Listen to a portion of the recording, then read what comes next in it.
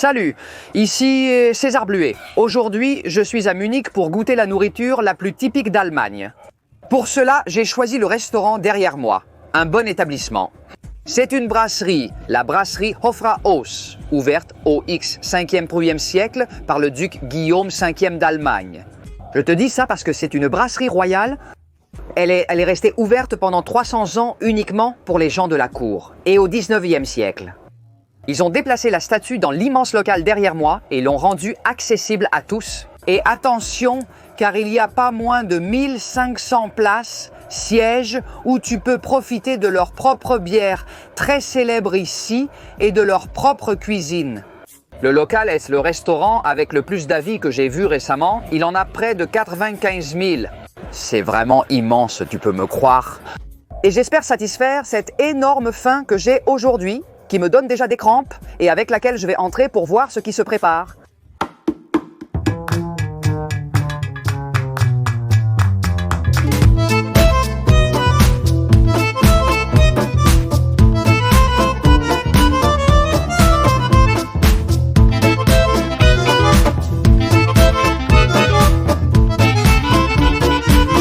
Eh bien, me voilà à l'intérieur de cette méga hyper brasserie. Eh bien, c'est gigantesque. Il y a plein de bancs et de grandes tables où tu peux manger.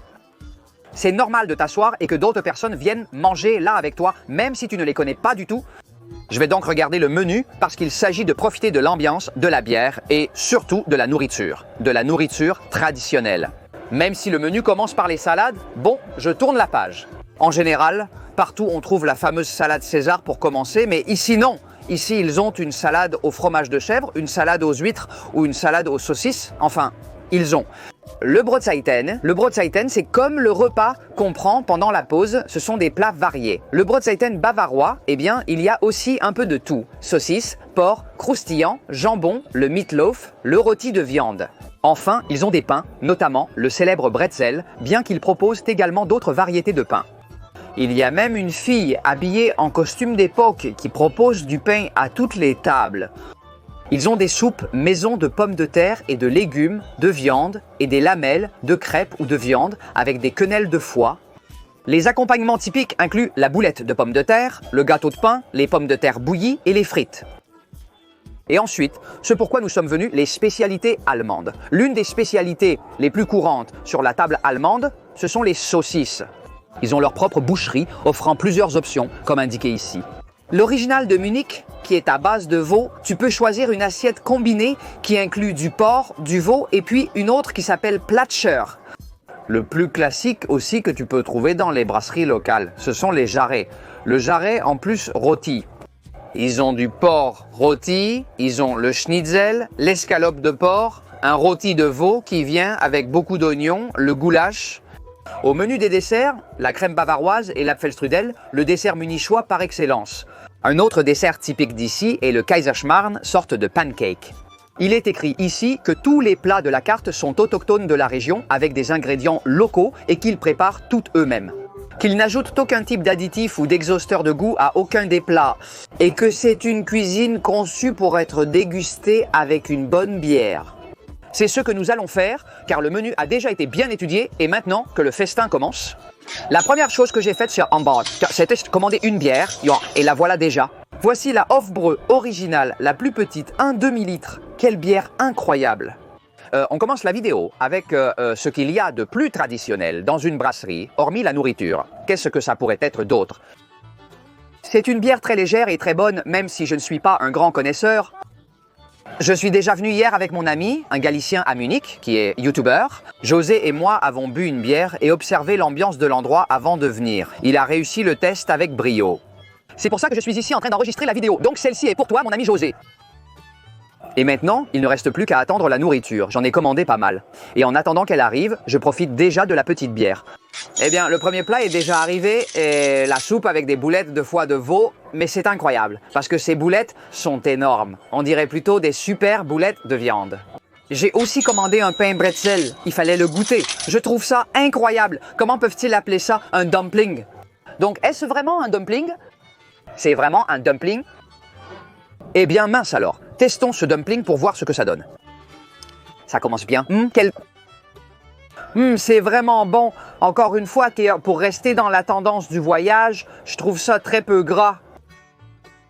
Il y a effectivement beaucoup de foie et un peu de riz.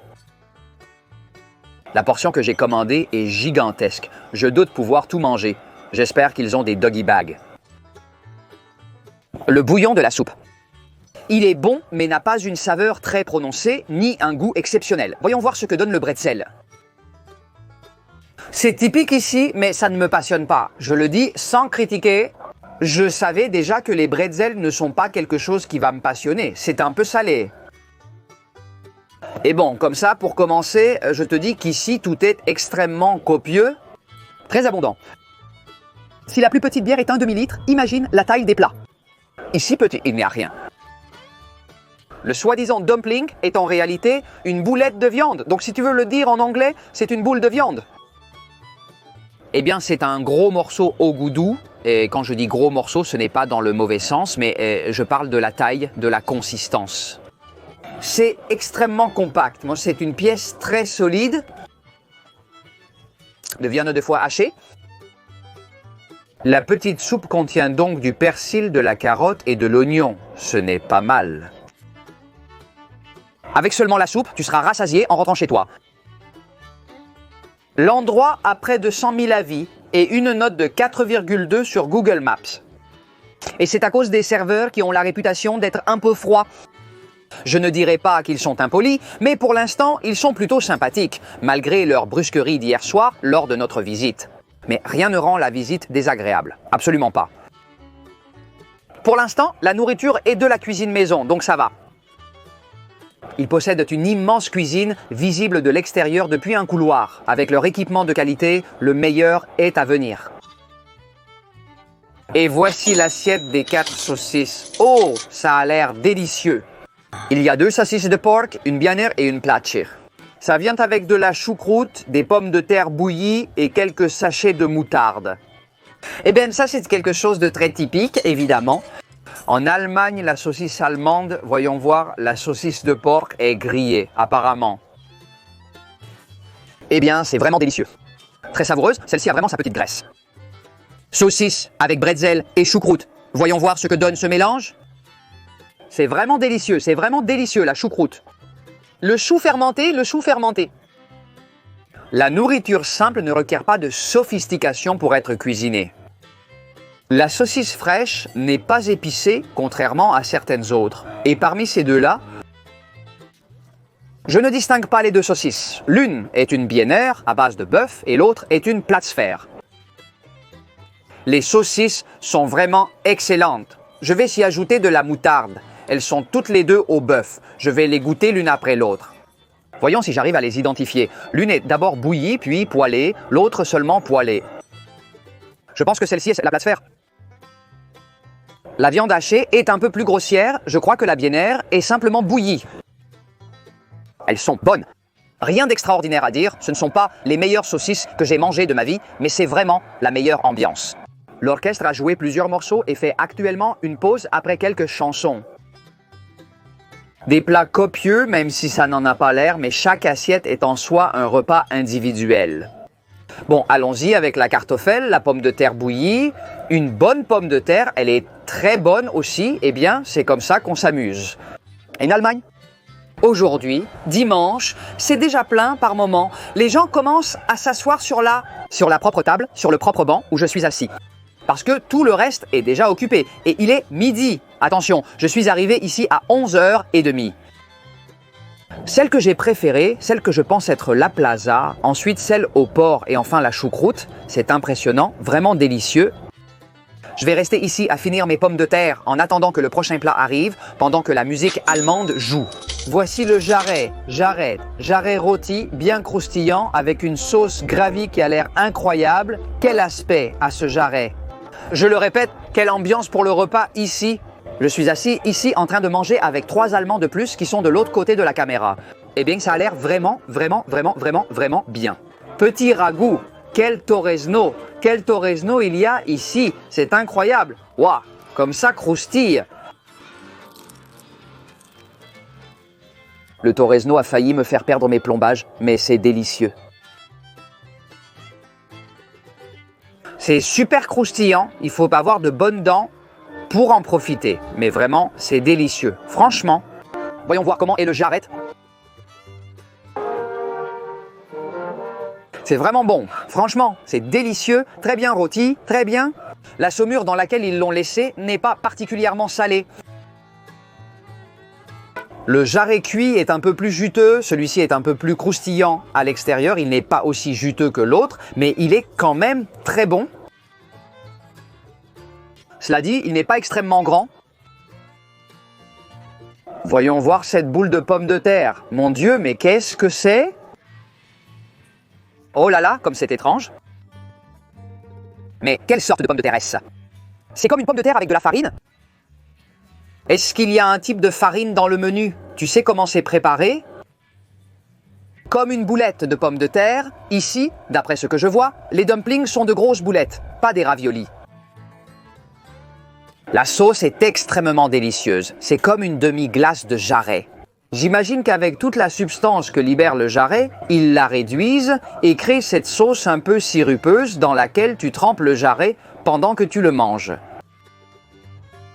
Ces phrases que j'aime dire quand elles me viennent du cœur. C'est le meilleur jarret rôti que j'ai jamais mangé. Qu'est-ce qu'elle est bonne, la petite graisse du Torrez. Enfin, un repas avec un peu de graisse.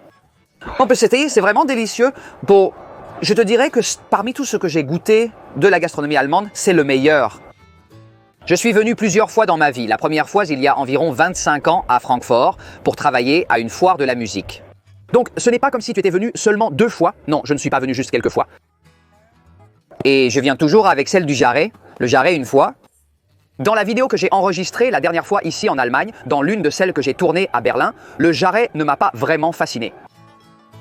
Je pense qu'on ne l'a même pas terminé. Il était bien plus gros, bouilli. Mais celui-ci, c'est vraiment autre chose.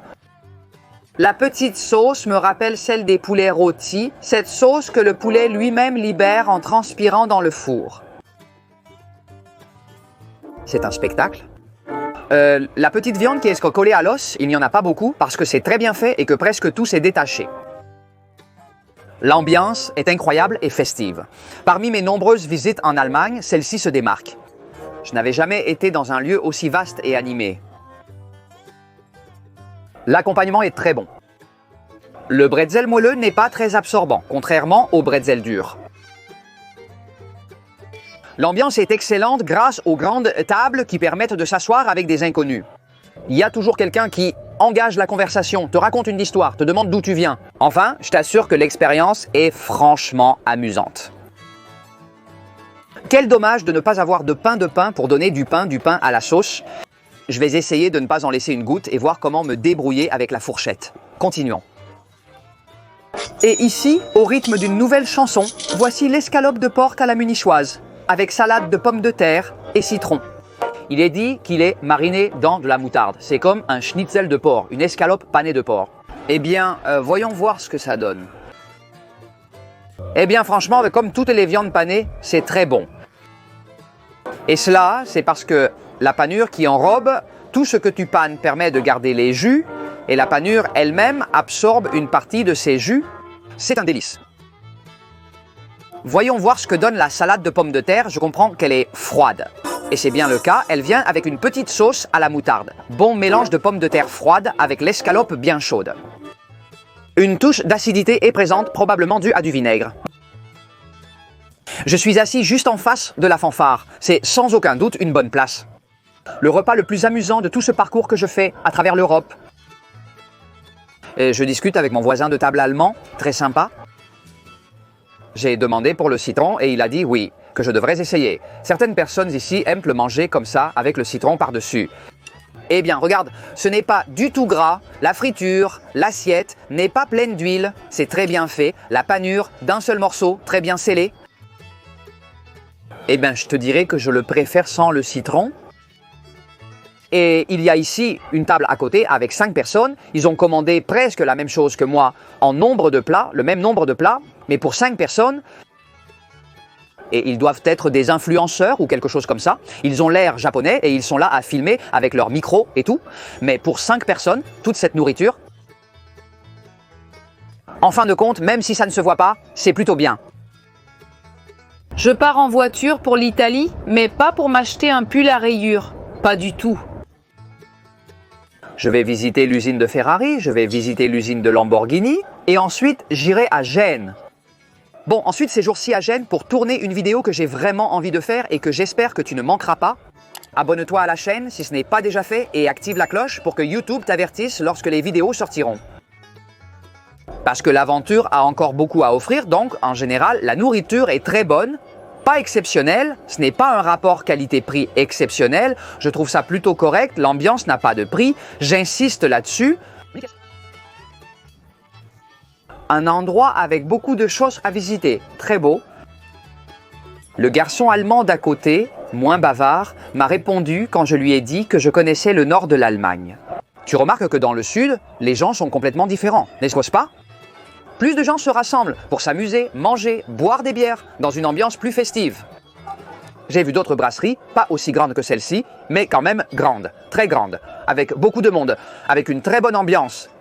Hier soir, mon ami José, un Galicien à Munich, me parlait du fait qu'il est venu en Allemagne la première fois dans le Nord pour faire un Erasmus.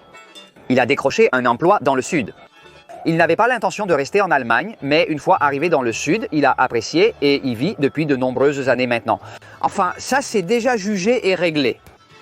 Mais il reste le dessert. Et voici le dessert d'aujourd'hui, bien sûr, l'Apfelstrudel. C'est le dessert le plus typique du sud de l'Allemagne. On le fait aussi dans le nord de l'Autriche, un dessert avec beaucoup d'histoire. On parle de ses origines au XVe siècle. Il contient compote de pommes, sucre, cannelle et raisins secs. On te le sert avec cette petite fourchette avec laquelle je suis en train de le couper, parce que j'ai très envie d'en profiter. Oh là là, qu'est-ce que c'est bon! Oh là là, qu'est-ce que c'est bon! Mon Dieu, quelle délicieuse petite chose! Quelle délicieuse petite chose!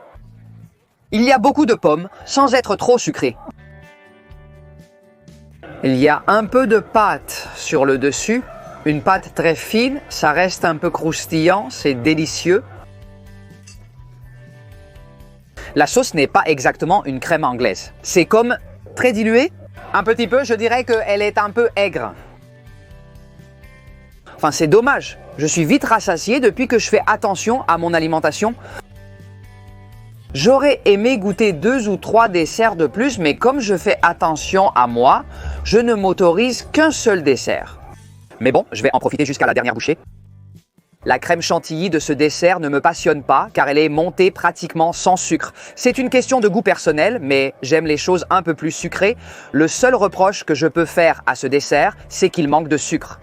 La saveur de la pomme est vraiment délicieuse. Combien de desserts à la pomme ai-je mangé ces derniers jours? La musique annonce mon départ. Ce sera probablement le dernier dessert à la pomme du parcours. Comme mentionné, je pars en Italie pour enregistrer mes prochaines vidéos. J'espère que tu as aimé celle-ci. Si c'est le cas, n'oublie pas de mettre un super like, abonne-toi si ce n'est pas déjà fait, active la cloche pour que YouTube t'envoie une notification pour la prochaine vidéo. Et c'est tout pour aujourd'hui. Depuis ici, depuis Munich, votre ami César Lu vous dit au revoir, à bientôt dans le prochain restaurant. Adieu.